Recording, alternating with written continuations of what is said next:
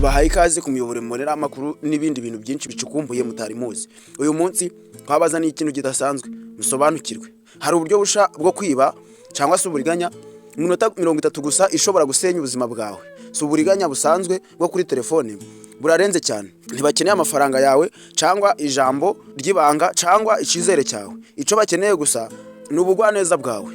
Vuba aha ngaha hagaragaye uburyo busha bwo gusaba ubufasha mu rwego rwo kwiba. Bagaragara mu masoko, aho abantu bagurira muri centre commercial, aho bategera imodoka rusange n'ahandi hahurira abantu benshi.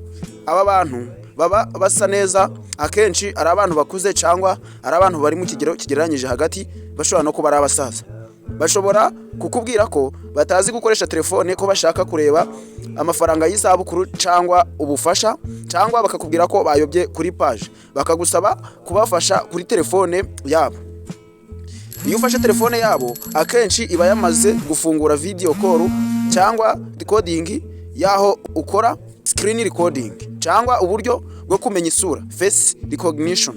Hari umuntu uba uri kukureba ku rundi ruhande, wowe uwumva uri gufasha, ariko mu by'ukuri uba uri gutanga amakuru yawe bwite, ico bita biometric data. Ibi si uburiganya busanzwe, n'uburiganya bukorerwa ku ikoranabuhanga, artificial intelligence cyangwa se ubwenge buhangano. Ntibashaka amafaranga yawe, barashaka wowe ubwawe. Nufata telefone bakabona igikumwe cyawe, uvuga imibare cyangwa kode, bakumva ijwi ryawe, cyangwa urebye kuri kamera bakabona cyangwa isura yawe, baba babonye ico bashaka, kuko baba bakeneye ibintu bitatu. Baba bakeneye igikumwe cyawe, fingerprint, ijwi ndetse n'isura.